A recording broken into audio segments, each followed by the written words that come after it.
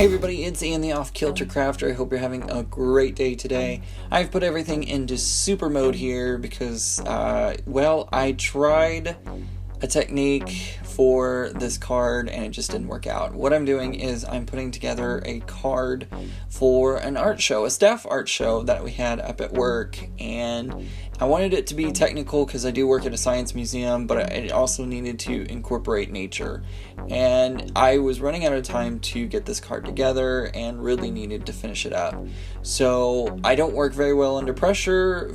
For me, creating art under pressure just doesn't work all that well. So I'm working on this and I'm looking at it and I'm not happy with it. I'm realizing that this is not turning out the way I wanted it to. It's hard to see. It's just that it's just not working. So I'm going to go ahead and try this again. I came up with a different idea.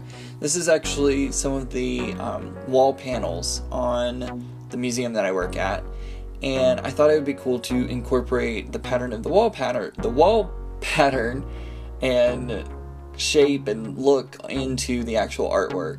And so I stamped this Tim Holtz bird stamp on top of it and started coloring it with my Copic markers. And it's looking okay, but I'm just not happy with it. I did the second stamping so that way I could get the eyes and the beak without all the lines through it. I took out my coordinating die set and die cut this right there on my Cuttlebug, sending it through, and it didn't quite cut all the way, so I had to send it back through again. And I pull it out, and I'm just, I'm really not happy with that either. It doesn't look good. It doesn't work the way I want it to. I'm just not happy with it. So get rid of that one, and we're going to go ahead and move on to take 3. And luckily enough, third time was the charm. Could I say that a little more weirdly? Third time was the charm. There we go. I'm going to use this stamp set from Close to My Heart and my Distress inks to ink or stamp these really cool gems onto some watercolor paper.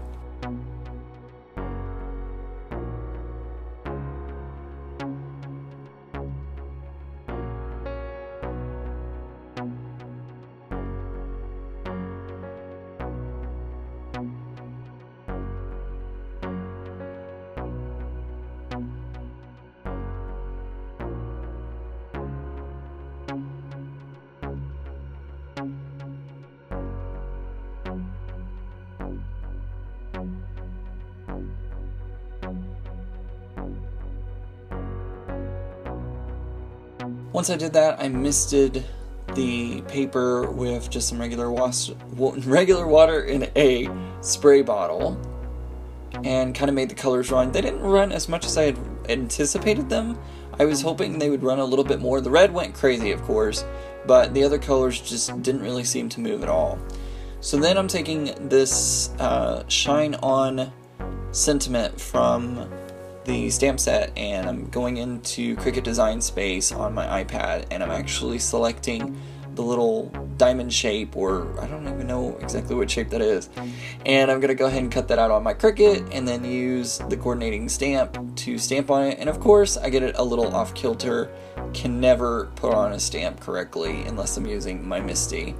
I put that smack dab in the center, and then I'm going to go ahead and apply blue cardstock onto the back of it to form the card.